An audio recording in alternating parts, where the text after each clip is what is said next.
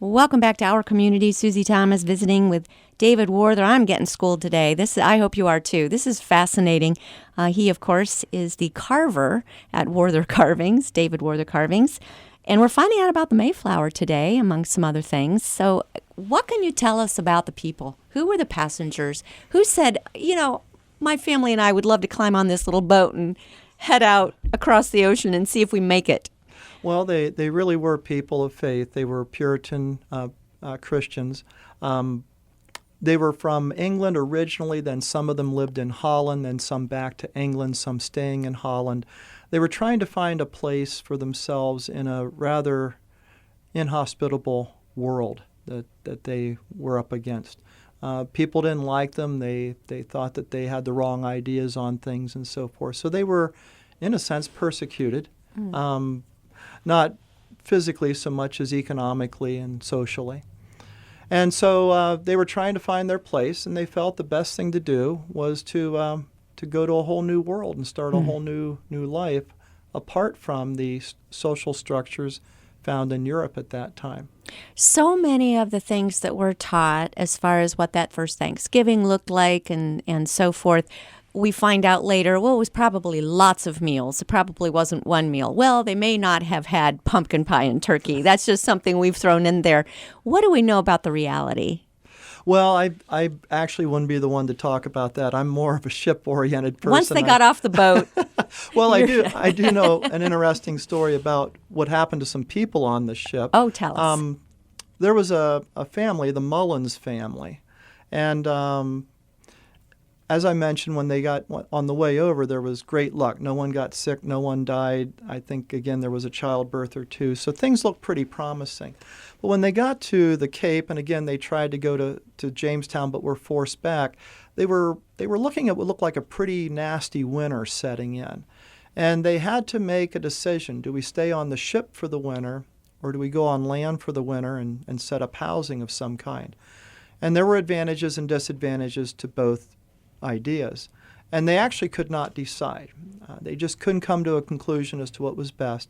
So they did what they saw in the book of Acts. They threw it into a vote. They threw it up for vote, and the vote fell on the idea that they should stay on the ship for the winter. And we'll never know if it was a good idea or a bad idea. But at the beginning of the winter, there were 102 pilgrims.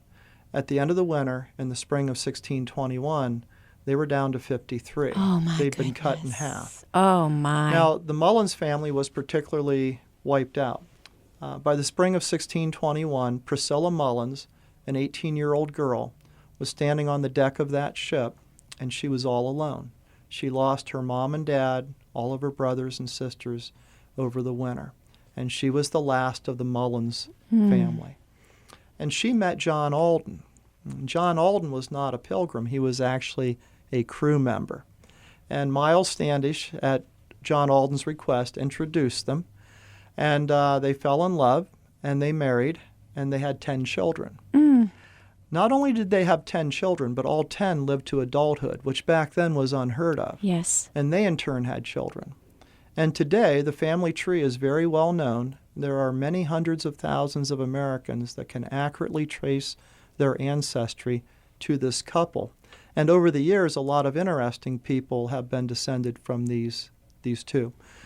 6 U.S. presidents, countless numbers of movie stars, and inventors, statesmen, congressmen, senators. The list goes on and on. And we get people every year in our exhibit who make it known to us that they know for a certainty that they are descended from these people. Oh, my it's a very accurate family tree. This is the Speak for Yourself, John Alden and Priscilla Mullins. I remember hearing something about Miles Standish kind of had a crush on her. He did. And actually, he regretted the introduction later on. And but then one of John Alden and Priscilla Mullins' daughter married one of Miles Standish's sons. So it's all one big happy family. It all worked out in the end. But yes, he was a little bit upset after he introduced, because I guess she was quite the catch, and he quite thought he the missed catch. out. And good stock if she was able to survive that winter. Now, Yeah. my goodness, the thought that many people came across with nothing happening, and then what a horrible winter to lose half Half of It everyone. was. It was a devastating winter, but things looked up in the spring, and the rest is history. Yes, Yeah. literally. What boat do you want to carve next? And let Oh. me make that a part two. Have you ever thought of the Ark, or have you done the Ark? I haven't done the Ark, and I've thought about it a lot. I don't know if I will make it. I'm a little bit torn on the idea because we don't really know exactly what it looked like. Mm-hmm. And the chances are very high that Noah was told to build a box. That's what I'm thinking. And- it looks, and it I sounds can't- like I it. can't carve a box and disappoint people. Sorry, and I it can't looked like bring this. myself to carve this graceful, beautiful ark because I really feel that's not what it looked like. Yeah. So I'm totally tormented over the whole idea, and I just leave it alone. And anymore, I can say, hey, there's a guy in Kentucky that took care of that for me. That's and right. You can go down and see that one. Go visit it. Yes, because if you made it too ornate, that's not what the instructions say, is it? Right, They pretty much right. say this by this, and there you go. Yeah. Well, I guess a box wouldn't that be? I think I could carve that and donate it to the. There you go. I'll put that together for you. This is probably what it looked like. Do you have a favorite ship in your collection? Oh, there are different favorites in different rooms. We have 5 rooms of carvings, and the carvings take us everywhere from ancient Egypt, 3,000 years before Christ was born, all the way through to the modern-day ship. And so with these 5 different rooms, we have 5 different eras and time periods of ships. And in each one of those rooms, I have some favorites, and for different reasons. So it's hard to say if I have an overall. I've got to know if your grandfather, what of your carvings did he live to get to see? Did you get to share ideas together? Well, when I was little, my grandpa was alive and well, and he did a lot to encourage my work. I started carving little ships when I was 6 years old. Wow. I was 14 when Grandpa died, so I guess for 8 years my grandpa was there telling me that I was doing great. And I wasn't doing great, but he was a great grandfather, and he told me I was. So Yeah. he kept me spirited, he kept me interested, I kept carving. He actually only saw some of the very simplistic ships that I made as a kid. My first accurate carving from blueprints I made when I was 17. The good news was my grandma and a great number of great uncles and great aunts lived to see Wow. quite a few of the ships. My grandma was 98 when she passed on, so she got to see quite a few of the ships that I've made, and that was a good touch to that generation. How much time did you used to spend over looking at trains, your grandfather's trains, and some of the amazing carvings he did as well? Oh, quite a bit of time, absolutely. Yeah. Any memories of him that you could share with us? Oh, Grandpa was a very colorful character. There were several things I remember very well about Grandpa, mostly the stories that he would tell. And of course, it would, take up too much time to tell you a story but he would weave stories. Some of them were rehearsed. Some of them were stories he told on a regular basis.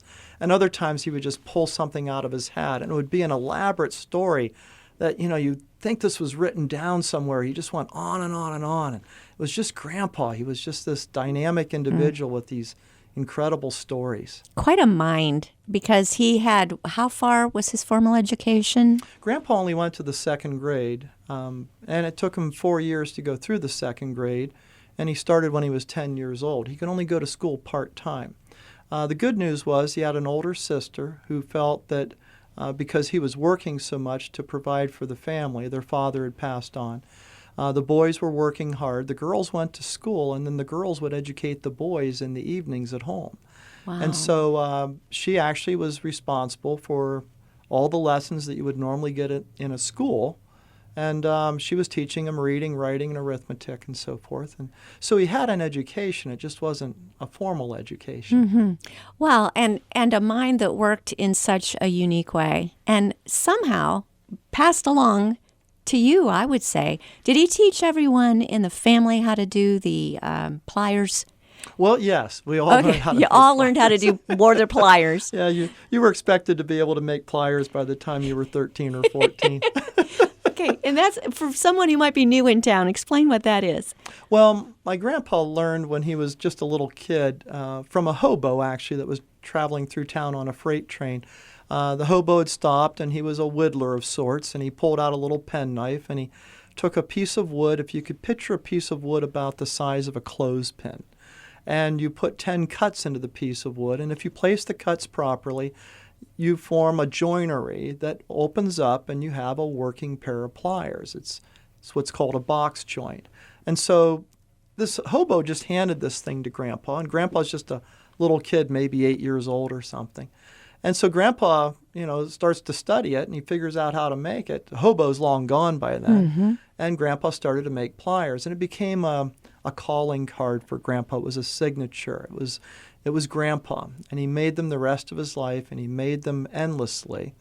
And he could make them in as little as, actually made them in less than 10 seconds. My. Normally it would take him about a half a minute to make a pair of pliers. How long does it take you? Oh, I haven't made any for quite a while. I have a pair you made and signed for me. I've got them at my house, an autographed pair. My record is 16 seconds. That's pretty good. As fast as I could get. Well, he also didn't stop there, because there is a tree that is, how many of those pliers all hooked together? There are 511 on the largest pliers tree. Yeah. And he started with a hunk of wood and just kept making pliers out of it, and then pliers out of those, and then pliers out of those. Right. You start with his block of wood was about a foot long, and it was an odd shape, but at any rate, he made a pair of pliers from that piece of wood. And then from the handles, he made 2 more, and then from those handles, he made 4 more, and then it multiplies out. And then the little pliers on the end were the size of a matchstick. They're so teeny. Just real tiny. And so that's what it was. And it branches out. When you open it up, it branches out like a tree. Cannot imagine getting all the way to those little matchstick ones and then have something break. It's just phenomenal. It didn't break. Speaking of that, let's get back to ships, because the filament that you use, it looks like string. Mm-hmm. It's not. It is not. My carvings are made from antique ivory, and that includes the rigging lines. And so I work those down with files and sandpaper. And they're flexible enough at that size. They're only 7/1000ths of an inch in diameter, which is twice the diameter of an average human hair. So I work them down to that size. They're flexible. I get curved ropes, I get straight ropes, and I rig my ships with the ivory so rigging. you can, they're flexible. You can bend them. Mm-hmm. They actually bend quite nicely. They look like fishing lines. They so do. That would give you an idea, at least your listenership here, as to what they would look like. And like fishing line, you can bend them around. Now, unlike fishing line, you can't tie a knot. You could make a loop, and you could take the loop down to about the diameter of a quarter, and that's when the ivory strings would break. So that gives you an idea. As to You what know they're this flexible. how? Well, I've broken plenty of them. That's what I wondered. What do you do, though, as you're sanding down ivory? It seems like that would be very precious material that's being sanded away. Or do you start with a pretty thin one to start with? I start with a pretty thin one to begin with. I have a specialty blade that I use on a bandsaw to where I can cut these little strips. The strips look like uncooked spaghetti, but they're square instead of round. And then I start through a filing. It's just handwork. It's just done with files and sandpaper. And it takes about an hour to make a string. Most strings I make are about 10 inches long. Then I cut those to the length that I need for the application. And for anyone whose eyebrows are raised because we're talking about working with ivory, it's all totally legal. Explain why. Well, the ivory I work in is antique ivory that was brought into the country years ago by collectors. And what that really boils down to, Susie, is that there were missionaries and big game hunters and oil field workers that brought these things back when it was a common and legal practice to do so. And these people are just like everyone. They pass on. They don't live forever. They pass on. Their kids and grandkids inherit tusk. By law, they have to sell them in the United States. They either have to keep them, give them away to somebody in the United States, or sell them to somebody in the United States. They cannot leave the nation by law. So that's where I come in. Over the years I've purchased. In recent years, people have donated tusk. I'm actually headed to Virginia here in a few weeks. A gentleman has donated a very nice pair of tusks to us. Very, very cool. A website where people can get more information? Absolutely. That's www.warther.org, WARTHER. And it's a very nice website. You'll see quite a bit there. You can actually take a virtual tour.